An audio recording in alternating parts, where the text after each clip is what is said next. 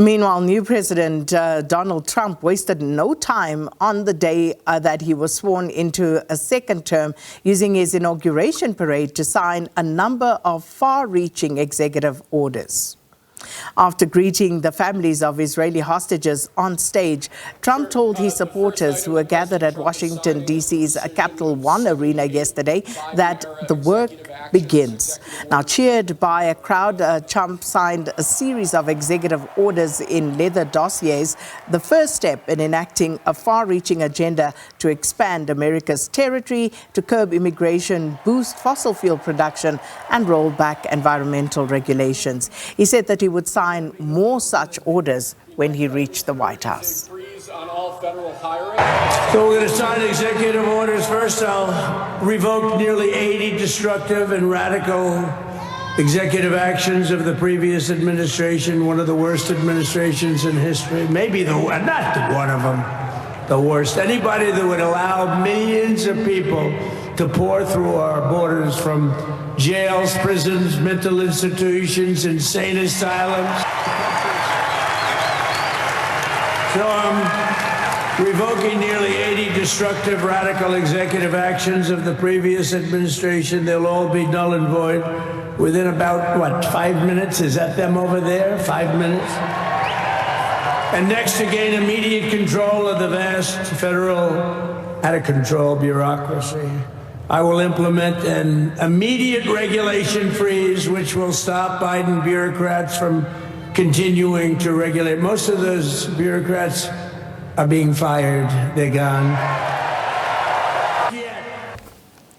And welcome back. So that Donald Trump swearing-in ceremony as the 47th President of the United States still continuing. Yeah. So 45 and 47 is Donald Trump. Those are the numbers. So this is a live, these are live visuals that are coming out of Washington, D.C. And this is, of course, one of the balls. I know that apparently he's attended 3 different balls, and both Sakina and myself commenting, my goodness, they're still at it. You know, we watched it, but I suppose it was basically the morning when we were watching the speech being delivered into the afternoon, and now it's the evening, and they're still going. The celebrations are still happening. The whole Trump family there, of course, celebrating there. You've got Eric Trump is in the picture. You've got Tiffany Trump. You've got, of course, Ivanka Donald Trump. Jr. Donald Jr. All their spouses. Yeah, all of their spouses, all of them gathered there and enjoying, I suppose, the moment to, I think, what's become the US President's favorite song, YMCA.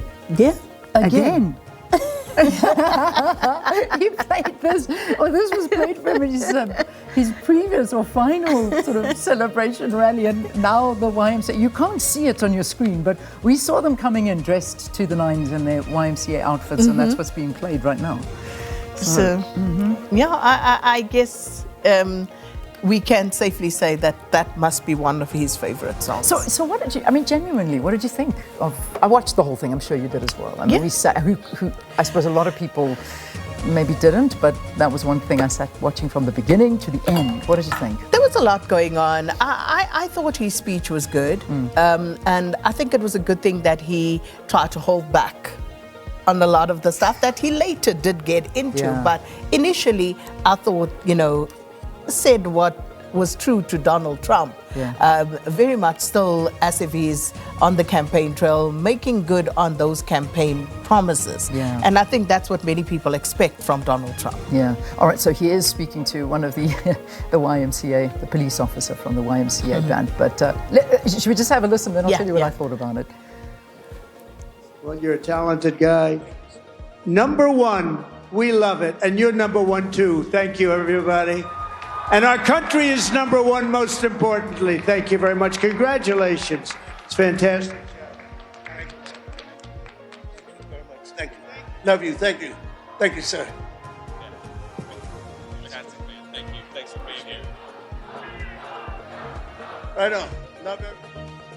You know, this is Trump, and this is the way it's going to be going forward. I found it interesting that you were saying he held back. I thought he went in hard yesterday. No, he could have gone so much harder. Oh, he could have, in Trump's I thought style, he exercised quite a bit of restraint.